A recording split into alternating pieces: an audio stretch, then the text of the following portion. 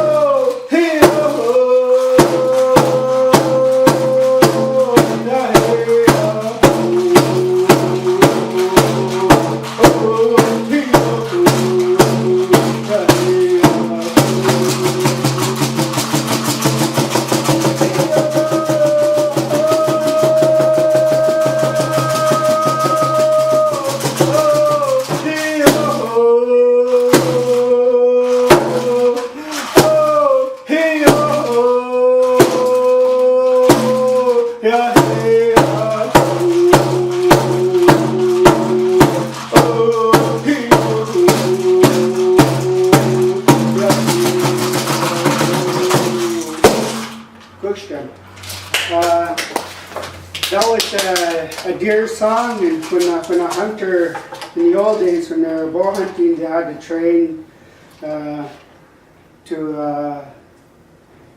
hunt, to think of the deer, to be in contact with the deer. And each beat is a different movement of the deer, when it's walking, when it's running, when it's jumping. So that's one of our songs. So a lot of our songs are tied to the land, the earth, and everything that sustains us. And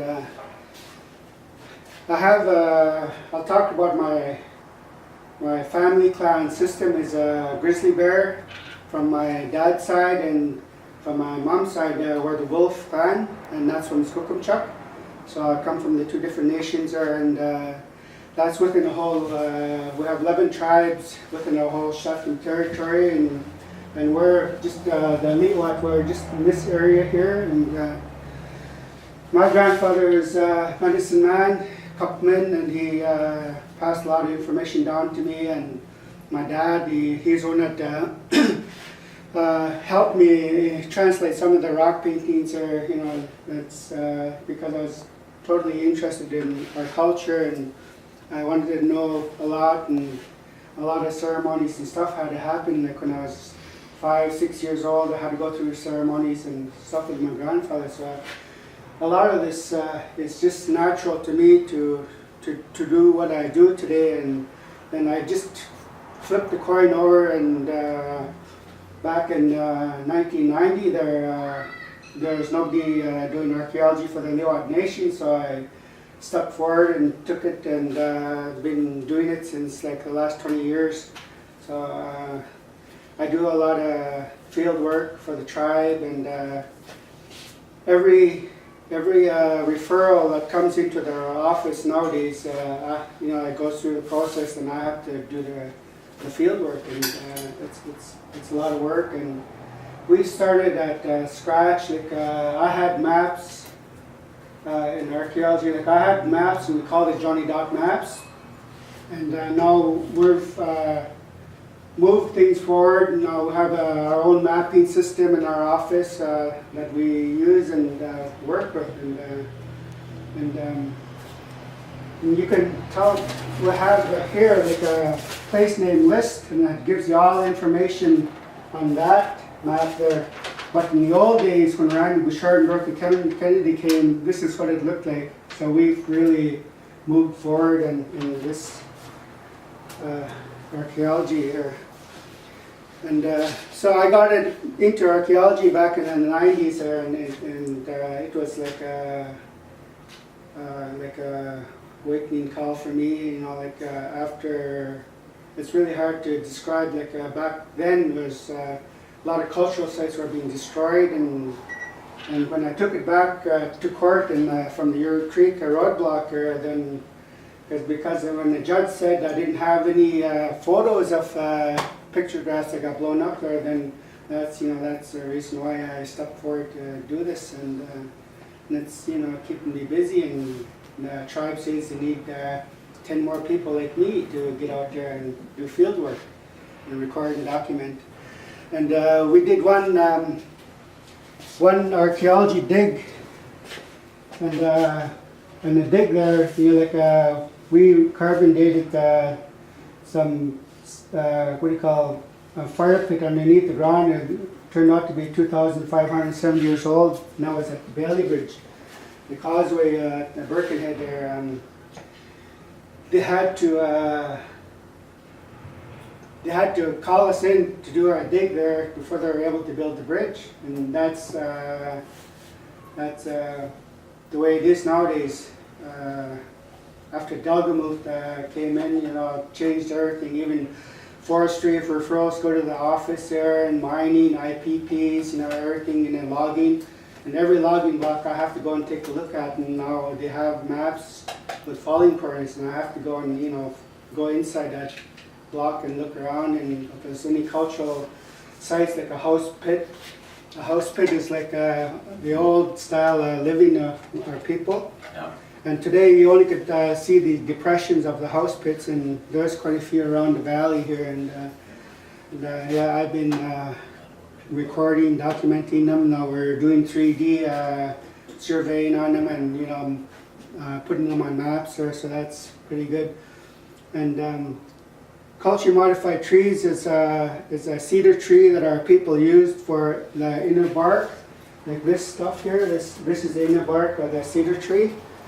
Our people took big slabs off, and they put them over the frame before they put the dirt on in the house pits in the old days, and that was a lot of work, but those are rectangulars, and there's taper strips nowadays people use, and they take the inner barks, and this is some of the products that come out of it, and you can have a look later. And the cedar tree is very important to us, our people. It's like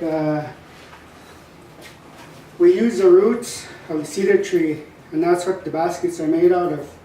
And the color are from the wild cherry bark, and we bury this in the ground, and that's one of the ways we make it the brown to black. To bury for like 6 months or longer, depending.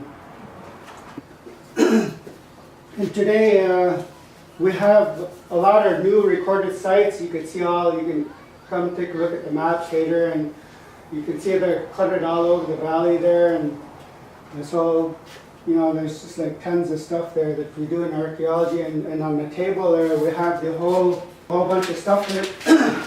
But this is the BC map there, and within our whole territory we gridded it out there, so every time we find something we make sure it's all recorded, marked on properly, and sent to the art branch. And that's one of the stuff. And I've also worked with the UBC students, and we made biracial map, and we did like this 32 maps here of the whole valley here, and tells you everything what that's happening here. And we even talked about the slide in here a long time ago, and this was done back in 2002.